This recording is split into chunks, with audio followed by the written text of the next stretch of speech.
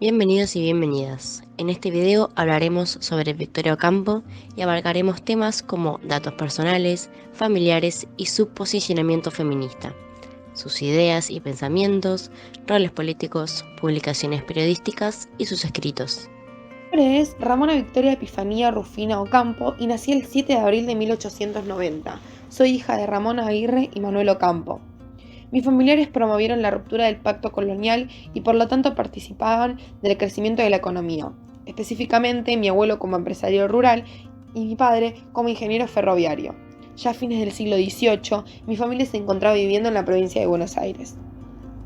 Ambas partes de mi familia, Ocampo mi familia paterna y Aguirre mi familia materna, contaban con una gran posesión de tierras en la región pampeana, además de las importantes residencias urbanas en la ciudad de Buenos Aires. En 1914 conocí a Julián Martínez, con quien mantuve una relación furtiva hasta fines de la década de 1930. A pesar de la pasión clandestina que mantuvimos, la relación se agotó. Mantuve otras parejas luego de Julián, aunque ninguna tan duradera. Una de las injusticias que padecí por su condición femenina fue la negación paterna de realizar lo que consideraba mi verdadera vocación adolescente, el teatro. Mi padre lamentaba que fuera mujer porque si hubiera nacido varón hubiera sido legítimo que realizara algún estudio universitario. Fue Martínez quien me estimuló a que continuara por el camino de la escritura, a pesar de la dureza con que había sido recibido uno de mis primeros escritos sobre la Divina Comedia. La propia conciencia de mi fracaso con mis primeros escritos, sumada a la no aceptación masculina inicial, me llevaron a realizar el pasaje de escritora a mecenas cultural. Fui fundadora y directora de la revista Sur desde 1931 hasta mi muerte, y conservé conexiones personales con los distintos movimientos feministas que surgieron a lo largo del siglo XX, a pesar de que mi única participación explícita en ellos fue mi breve paso por la presidencia de la Unión Argentina de Mujeres entre 1936 y 1938. Sin embargo, mis cavilaciones en torno a lo que denominé el proceso de emancipación social de la mujer se desarrollaron a partir de la palabra escrita, una de las formas de la expresión femenina, entendida como un discurso que podía pensar lo femenino desde una perspectiva de igualdad con los varones. La pertenencia a una burguesía patricia me dotó de las herramientas económicas que me permitieron avanzar en mi proyecto de expresión femenina en la revista Sur. Sur marcó mi ingreso al campo intelectual, puesto que me permitió no solo entrar en contacto de manera institucional con diversos intelectuales, sino constituir una plataforma material para publicar y difundir mis escritos y lo que yo consideraba literatura de calidad. Fue un proceso sinuoso que definí como las maldanzas de un autodidacta, que navegaba contra viento y marea, cuyo principal talento era la perseverancia, a la que se podría sumar mi natural inclinación o las dotes naturales por la lectura y la escritura, así como también mi convicción de que era la manera de desarrollar un espacio en el que estuviera presente mi contribución con el proceso de emancipación de la mujer, contra el proletariado femenino y a favor de la igualdad entre unos y otras. La revista Sur mantuvo una regularidad casi trimestral entre enero de 1931 y julio de 1934. A partir de julio de 1935 fue una publicación mensual, hasta enero de 1951, momento en que se convirtió en una revista bimestral hasta el año 1970. Luego continuaron apareciendo más espaciadamente números especiales, hasta los primeros años de la década de 1980. La revista fue concebida como una empresa cultural en donde se privilegiaba el contenido definido por la calidad y se dejaba de lado terminantemente cualquier tipo de objetivo comercial. Los autores y lectores de Sur integraban una minoría culta, una minoría de minorías, que portadora de talento innato de distinguir lo oculto de lo vulgar, era una élite intelectual, cuyo propósito era no solo salvaguardar la cultura alta, sino enseñar cómo aprender. Desde sus inicios en 1931, la revista Sur formó parte de estas iniciativas y asimismo reencarnó un claro rol civilizatorio anclado en la idea de una Argentina dirigida por una élite intelectual, denotando que la concepción de la revista es positivista. El contenido de la alta cultura que Sur pretendió difundir se buscó a partir de un intercambio entre América y Europa. Sur ha tratado no solo de introducir en América del Sur durante 36 años lo mejor de las letras mundiales, ha intentado recorrer un camino inverso, es decir, llevar lo nuestro al extranjero. Ha servido de puente entre Europa y nuestros escritos. Mi fracaso hará que comience un proyecto más ambicioso, el de una revista literaria que redescubra América. Dentro de la revista Sur, redacté varios escritos relacionados con mi lucha feminista, en los cuales me encargué de reivindicar, a pesar de la falta de diálogo, la principal característica de subordinación femenina, la emancipación de la mujer, una serie de cambios que se estaban gestionando por estos años y que constituían una revolución destinada a tener más repercusión en el porvenir que la guerra mundial o el advenimiento del maquinismo. Mi compromiso se vinculó con la palabra escrita, con la necesidad de escribir desde una experiencia femenina, un discurso sobre la feminidad, diferente del sostenido por un monólogo masculino, portador de los principios de la ideología de la domesticidad. El monólogo del hombre no me alivió ni de mis sufrimientos ni de mis pensamientos. ¿Por qué resignarme a repetirlo?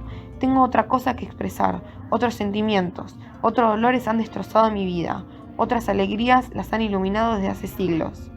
Si bien adherí a la maternización de las mujeres, me distancié de los principios normativos al desestimar la maternidad como una mera actividad biológica. La expresión femenina es un camino hacia el cambio en las subjetividades de mujeres y varones, el que se cruza con la educación de las conciencias individuales, de manera de alcanzar el diálogo entre seres diferentes pero iguales, ya que las diferencias no deben traducirse en jerarquías. Algunos de los nombres de esos escritos donde Ocampo desarrolla estas ideas son En cartas abiertas, El proletariado de la mujer, María de Maeztu, Carta a Ernesto Sábato, Autobiografía 2, Pasado y presente de la mujer y su expresión, La mujer, sus derechos y sus responsabilidades, Una nueva ley, Las palabras que no llegaron a ser leídas en el Congreso por el Año Internacional de la Mujer, el último, Pachacútec, La trascienda de la historia,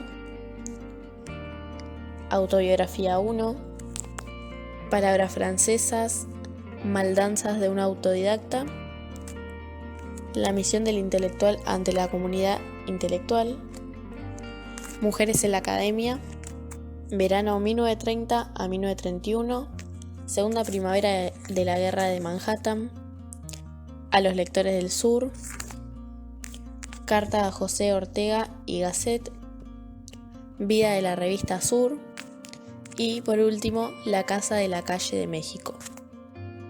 En la década de 1930 actué en defensa de los derechos civiles y políticos de las mujeres a través de la Unión Argentina de Mujeres, institución que presidí entre 1936 y 1938 y administrada por una especie de consejo integrado por Ana Rosa Schlipper de Martínez Guerrero, María Rosa Oliver, Susana Larguía y Perla Berg.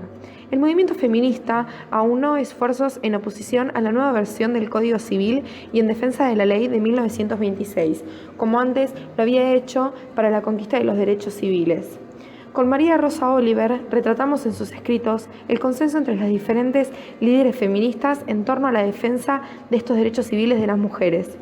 El anteproyecto Bibiloni se basaba en que la autorización marital para el ejercicio del trabajo asalariado y la administración del sueldo obtenido en las actividades asalariadas se inscribían bajo los mandatos normativos de la ideología de la domesticidad, donde se ubicaban a las mujeres casadas, modelo de feminidad a seguir bajo el poder de los esposos. Una combinación de acción y protesta femenina, ya que la organización que lideré hizo público un ideario que resumía las reivindicaciones del movimiento feminista mediante un lenguaje y estilo tan ameno como convocante, recurrieron a ejemplos vívidos y a una argumentación sólida.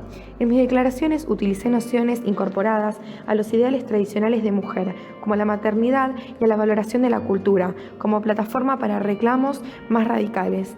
Además de la negligencia legislativa, llevó a abandonar el anteproyecto Bibiloni y la Ley 11.357, junto con el Código Civil de 1869, siguieron vigentes. En 1938, la Unión Argentina de Mujeres presentó al Poder Legislativo un proyecto de ley que proponía el sufragio femenino universal y trabajé junto con Susana Larguía.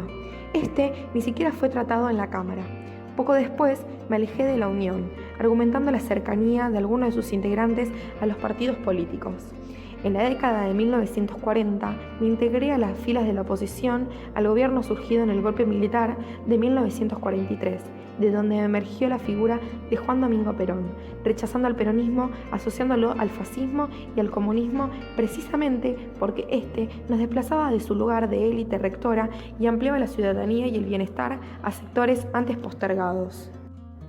En 1945 apoyé, al igual que mis amigas feministas, a la Unión Democrática, cuya sección femenina tenía por lema sufragio femenino, pero sancionado por un Congreso elegido en comicios honestos, en oposición al proyecto del entonces gobierno de facto que barbajaba la posibilidad de sancionar el sufragio femenino por decreto.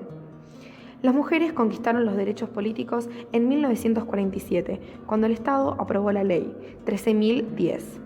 Por entonces, los movimientos feministas se eclipsaron. Los derechos civiles llegaron en 1968 por el decreto de la Ley 17.711 del gobierno de facto que encabezaba Juan Carlos Onganía. A partir de 1970 fue cuando el feminismo volvió a emerger con intensidad en un contexto de radicalización política, signado por la protesta social bajo el formato de la lucha armada.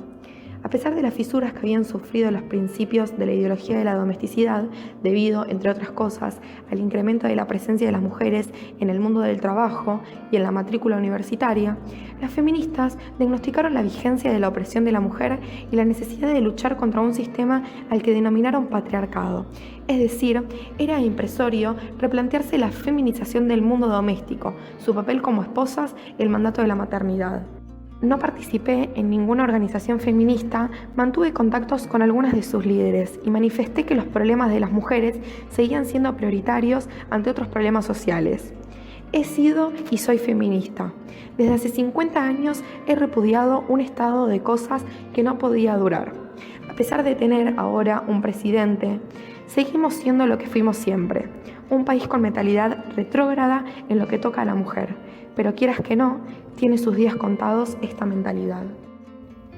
En la década de 1970, luego de abandonar mi presidencia en la editorial del Fondo Nacional de las Artes hasta 1973, ratifiqué mi compromiso con el feminismo desde mi lugar de escritora y alejada de la militancia en las nuevas organizaciones.